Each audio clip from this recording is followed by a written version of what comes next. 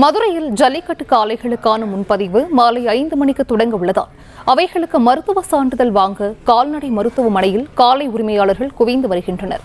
கூடுதல் விவரங்களை செய்தியாளர் பாலமுருகன் வழங்க கேட்கலாம். பாலமுருகன், வணக்கம். இது குறித்தான விவரங்களை பதிவு செய்யலாம். வணக்கம். நிச்சயமாக மதுரையில் ஜல்லிக்கட்டு போட்டியில் பங்கேற்கும் காளைகளுக்கு முன்பதிவு தேதி திடீர் அறிவிப்பால் கால்நடை மருத்துவமனையில் அதிகாலையிலிருந்தே குவியும் காளை உரிமையாளர்கள்.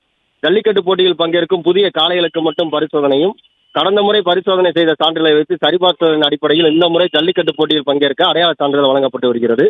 உலக புகழ்பெற்ற மதுரை ஜல்லிக்கட்டு போட்டிக்கான காளைகள் கால்நடை மருத்துவமனையில் ஜல்லிக்கட்டு காளைகள் பரிசோதனை செய்யப்பட்டு வருகிறது. மதுரை மாவட்டம் திருப்பரங்குன்றம் தாலுகா அவனியாபுரத்தில் தைப்பொங்கல் அன்று ஜல்லிக்கட்டு போட்டி நடைபெறும் வழக்கம். இதனைத் தொடர்ந்து பாலமேடு மற்றும் அலங்காநல்லூர் பகுதிகளில் ஜல்லிக்கட்டு போட்டிகள் நடைபெறும்.